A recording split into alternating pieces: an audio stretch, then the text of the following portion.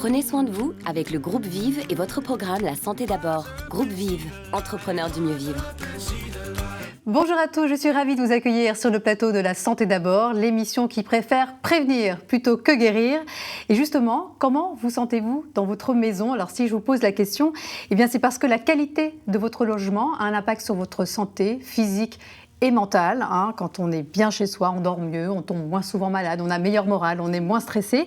Bref, notre maison est devenue un véritable espace santé et encore plus depuis la crise sanitaire qui a remis notre intérieur au cœur de notre quotidien. Du cocooning sur ordonnance, c'est le thème de notre émission aujourd'hui.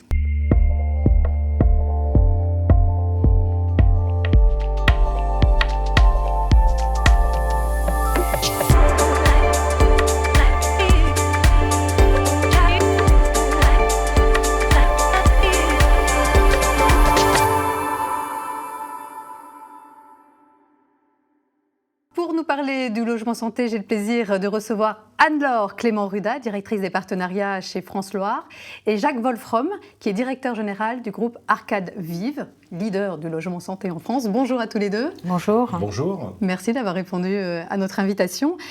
Alors, vous allez nous partager votre expertise en matière de logement santé, mais pour être sûr que nous parlions tous la même langue, j'aimerais bien que vous nous donniez chacun votre définition du logement santé, une définition qui bien sûr a évolué depuis le Covid, je le disais tout à l'heure. Jacques Wolfrom, ce concept de logement santé, ça veut dire quoi pour vous?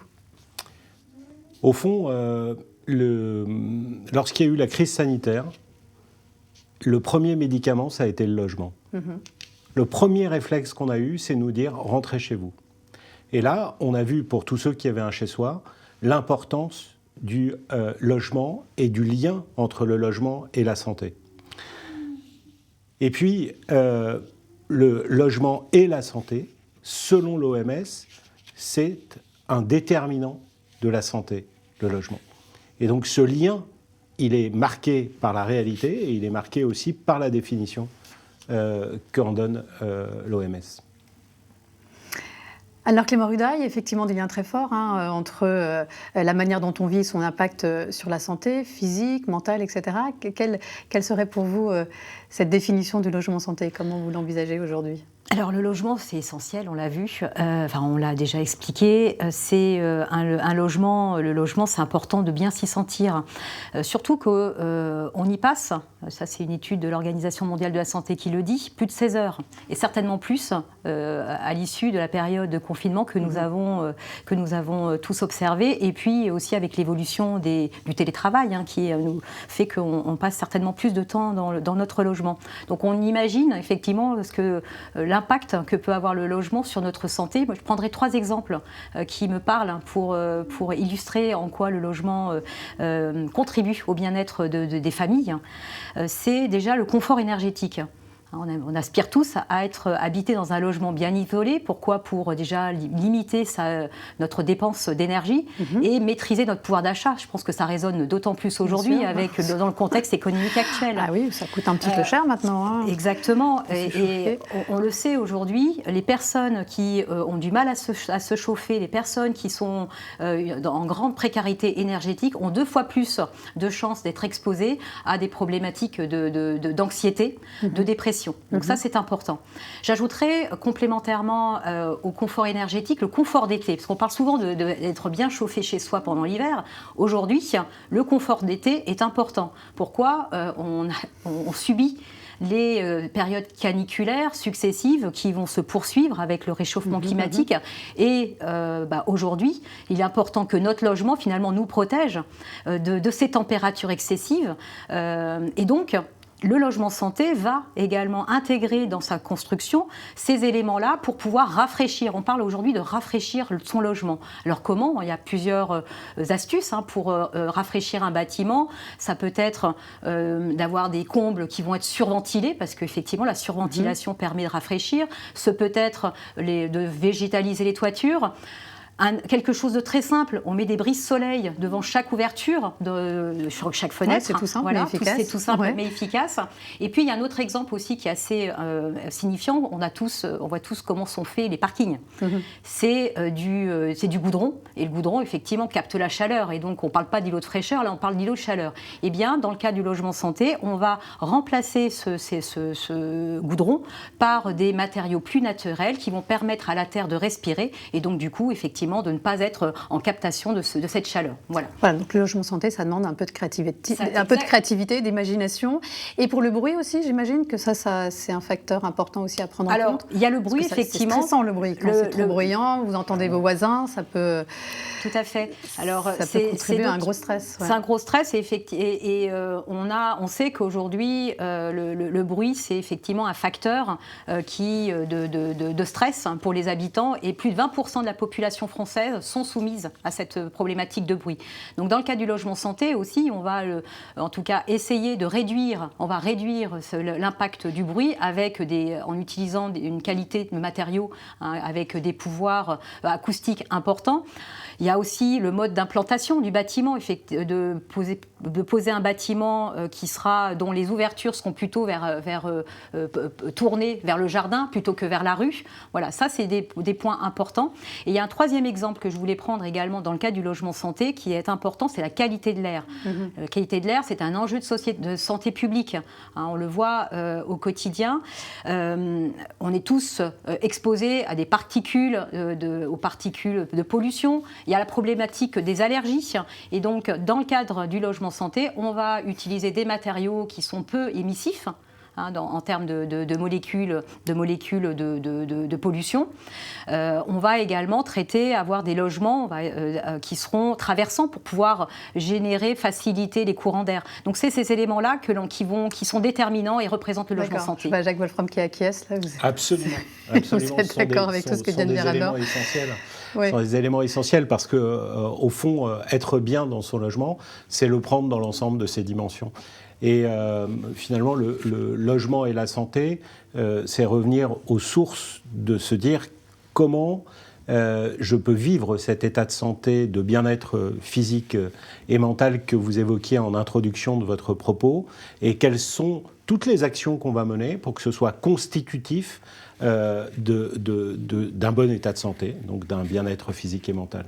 Alors justement, ce lien entre notre habitat et notre santé, les Français en sont plutôt conscients, comme en témoignent ces chiffres. Regardez, concernant la santé physique, pour 71% des Français, la qualité du logement a un impact positif sur leur santé physique, meilleur sommeil, moins de maladies respiratoires, une résistance aux maladies qui va être améliorée.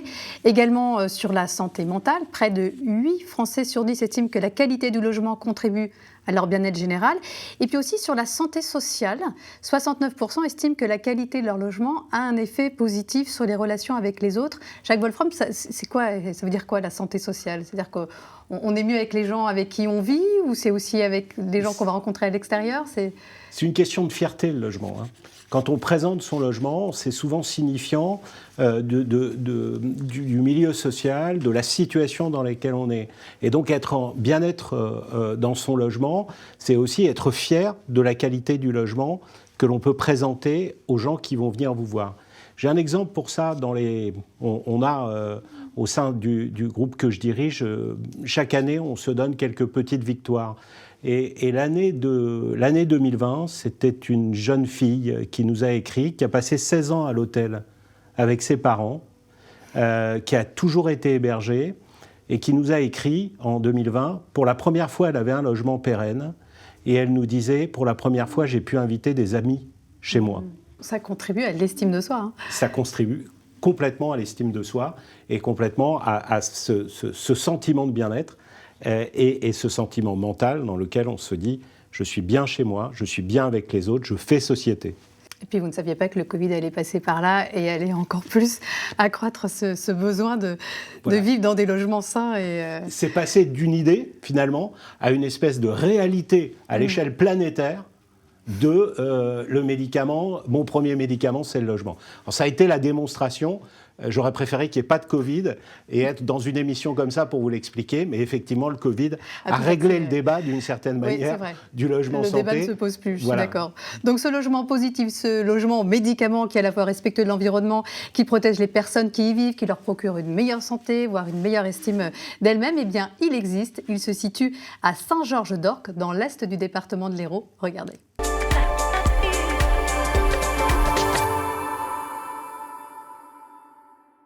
Alors, le logement santé, c'est un bâtiment et des logements où, au-delà des normes réglementaires, on fait un vrai travail, une vraie réflexion sur comment bien vivre dans son logement et y préserver la santé et la maintenir. Ce qui m'a séduit dans la résidence, c'est une résidence à taille humaine, 2 étages, 2-3 étages maximum.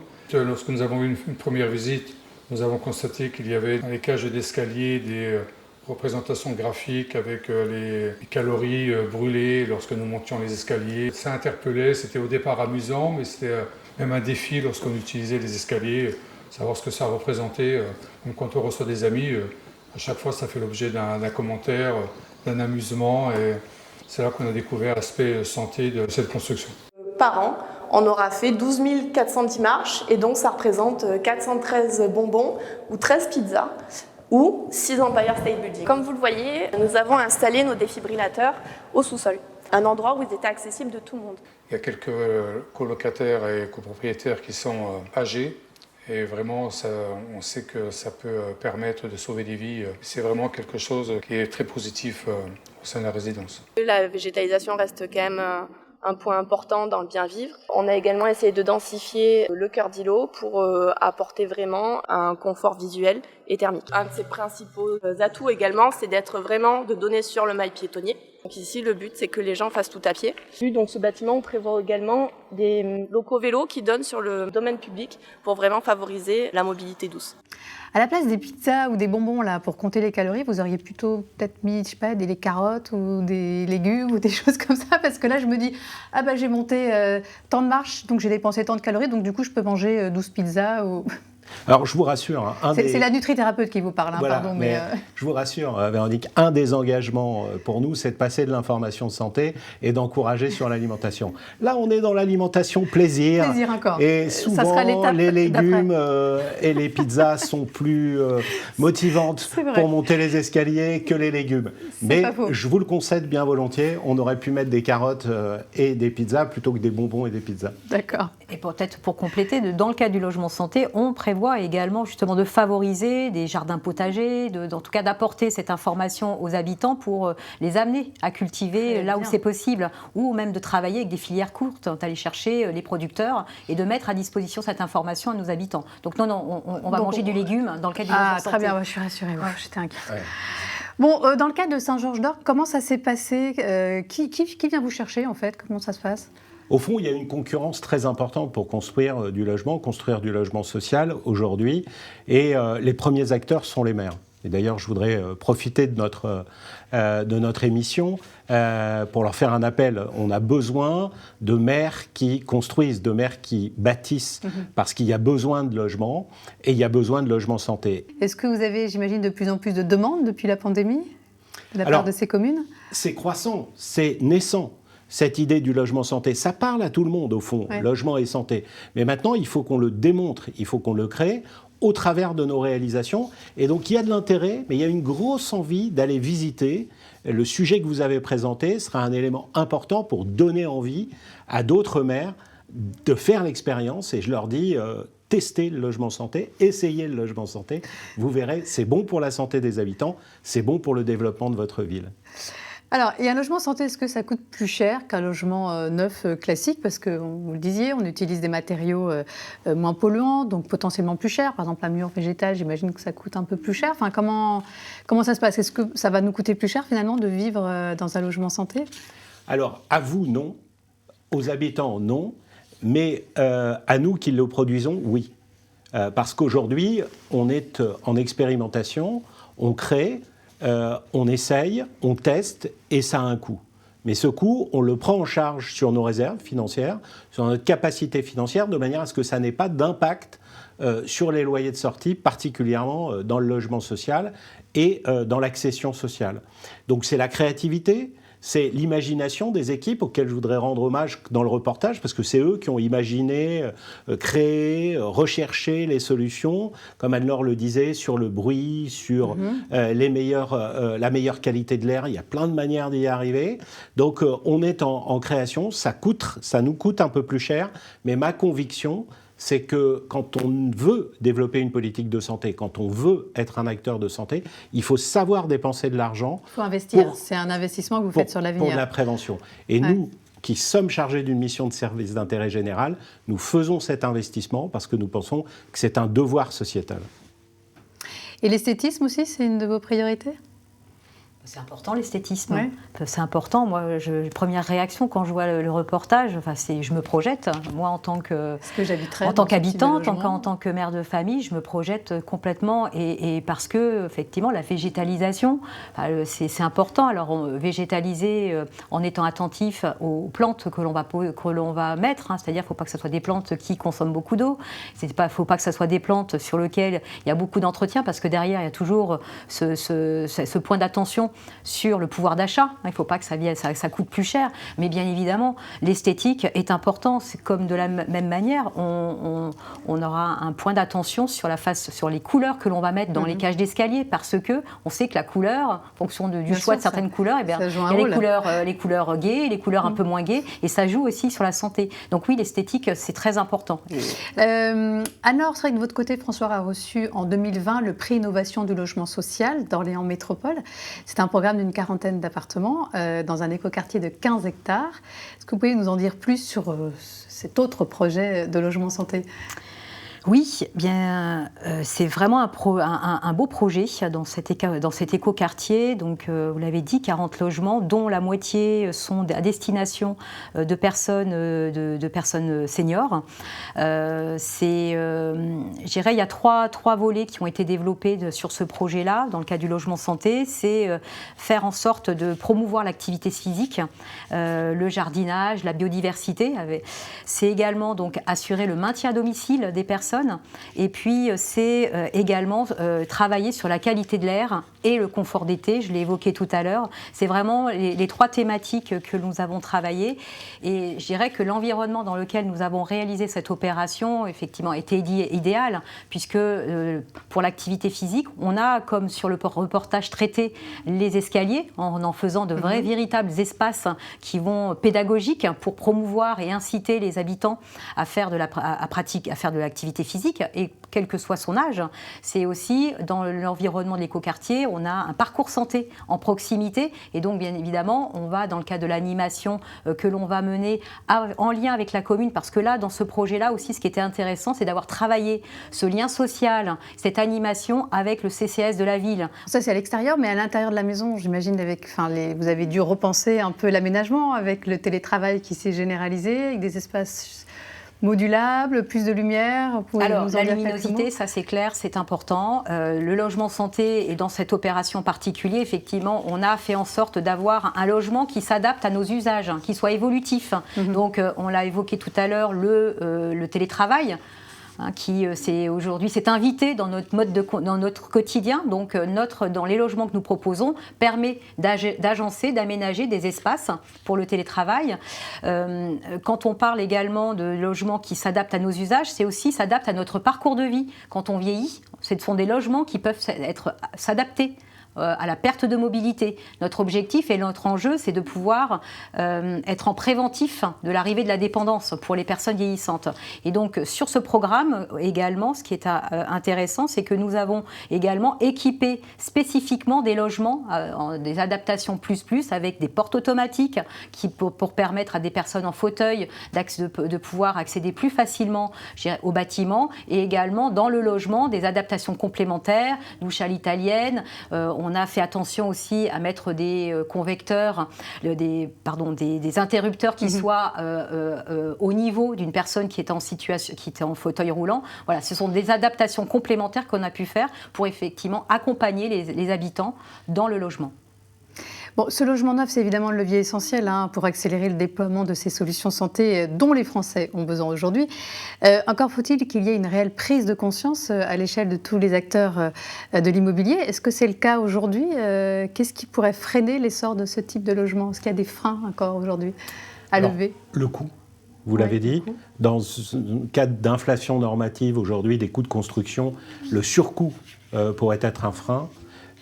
Mais la dynamique aujourd'hui, je le citais tout à l'heure, des urbanistes, des collectivités territoriales, fait que pour moi, le mouvement est irréversible.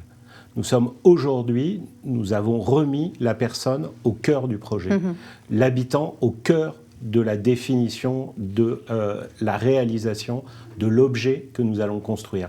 Et donc pour moi, ce mouvement, il est irréversible, il sera peut-être freiné conjoncturellement par tel ou tel coup, mais cette prise de conscience collective que nous avons faite, qu'il nous faut produire aujourd'hui des logements bons pour la santé, c'est quelque chose qui est irréversible, et de nombreux promoteurs et de nombreux architectes sont aujourd'hui en réflexion et promoteurs du logement santé.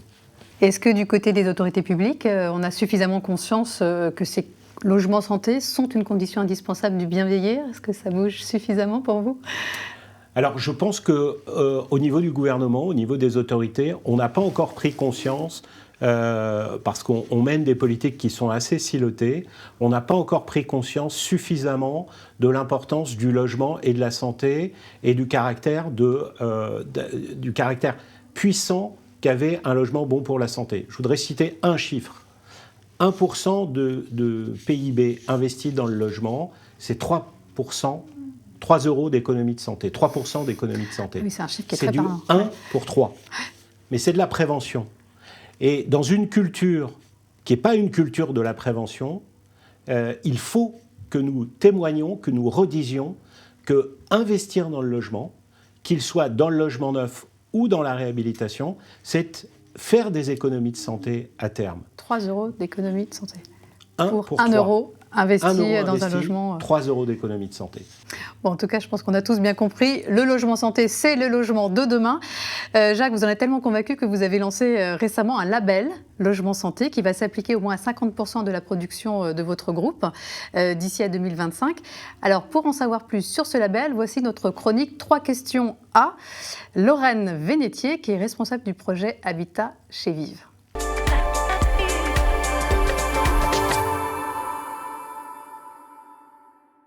Le label Logement Santé, c'est un label de qualité qui va s'appliquer au logement pour le rendre encore plus favorable à la santé. C'est-à-dire qu'on va accroître ses capacités à assurer de la prévention et du bien-être. Et pour cela, on va travailler sur 3 sujets, la santé, la qualité de vie et la résilience. Mais la particularité de ce label, c'est qu'il agit à la fois sur la partie bâti, l'architecture, la construction du logement, et aussi sur la partie service, c'est-à-dire les services qui vont être apportés directement aux habitants de ces logements. Alors dans le label, il y a 10 engagements socles qu'on va retrouver dans tous les projets de logement santé. On peut citer sur la santé un engagement important sur la qualité de l'air intérieur dans le logement. Par exemple, donc, pour lutter contre les allergies, dont la prévalence est en augmentation dans la population française. Donc on va limiter les allergies croisées en ayant par exemple recours à des matériaux biosourcés, c'est-à-dire naturels, du bois, par exemple pour les menuiseries intérieures ou plus largement dans la conception du bâti. On va mettre en place des systèmes de ventilation qui vont être plus importants, de la ventilation naturelle avec une double orientation, ou encore la mise en place de filtres qui vont limiter les particules à l'intérieur du logement ou des allergènes qui viendraient de l'extérieur. On va encore faire le choix de plantations aux abords du logement, de plantes, de végétaux qui vont apporter peu d'allergènes pour les personnes vivant à proximité. Pour améliorer la santé des personnes, du côté des services, on va proposer aux habitants un service de téléconseil médical. Les personnes pourront appeler tous les jours, 24 heures sur 24, s'ils ont une inquiétude en matière de santé. Ça peut leur permettre d'avoir des orientations plus rapides vers un professionnel de santé en ville, ou de les rassurer, ou d'apporter un conseil immédiat sur une conduite à tenir. Donc l'objectif, c'est de faire de la prévention, de faire de l'orientation et de faciliter et de rassurer les personnes. On travaille sur le lien social parce qu'on constate aujourd'hui qu'il existe de plus en plus de personnes qui subissent des situations d'isolement relationnel, avec un impact vraiment très important sur leur santé mentale. Donc l'idée, c'est de permettre aux habitants de ces résidences de s'insérer dans des réseaux de voisinage, donc en mettant en place des actions aussi bien à l'intérieur de la résidence pour permettre aux habitants de se rencontrer, en mettant à leur disposition des espaces collectifs de rencontre, des terrasses, des locaux à l'intérieur de la résidence, mais aussi en leur faisant connaître des réseaux, des associations qui sont installées à proximité de l'immeuble pour leur permettre aussi de s'investir dans ces réseaux. Bon, Jacques Wolfram, on n'a pas tous les cités, mais quels sont pour vous les engagements les plus importants à retenir de ce label Logement Santé ? Ce label Mon Logement Santé a 40 engagements. Pour ça, on ne va peut-être pas tous les citer là aujourd'hui. 10 socles. Oui. Et parmi les 10 socles, il y en a 2 qui pour moi sont essentiels. Un service qui est offert aux habitants, ligne téléphonique, écoute locataire, 24/24, 7/7, si j'ai besoin d'un téléconseil médical ou si je me sens pas bien et que j'ai envie de parler. Mm-hmm. Premier élément qui pour moi est déterminant lorsqu'on parle des habitants. Le deuxième, et on en a abondamment parlé, c'est le confort d'été et la végétalisation, les îlots de fraîcheur, ce couple qu'il y a entre la manière dont je conçois et je prends en compte le confort d'été. Ce sont 2 engagements parmi d'autres, et ce qui relie ces engagements, c'est un troisième, j'aurais dit 2 préférés et j'en rajoute un troisième, c'est cette notion du lien social que nous créons à l'intérieur, cette nouvelle volonté que nous avons par la manière dont nous allons travailler avec les habitants, de leur redonner envie de vivre ensemble. On va tous en avoir envie, surtout de ce type de logement santé. Merci beaucoup en tout cas. Voilà, être bien chez soi pour être bien dans son corps, bien dans sa tête, bien dans sa vie, c'est la promesse que vous nous faites aujourd'hui. Merci encore d'être venus sur le plateau de La Santé d'abord. Merci à tous de votre fidélité. On se retrouve bien sûr la semaine prochaine pour un nouveau numéro de La Santé d'abord. Et d'ici là, prenez soin de vous.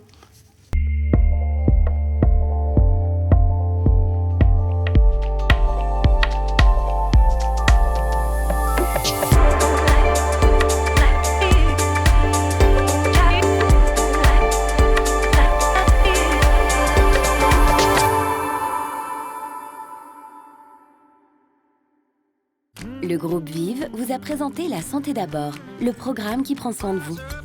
Groupe Vive, entrepreneurs du mieux vivre.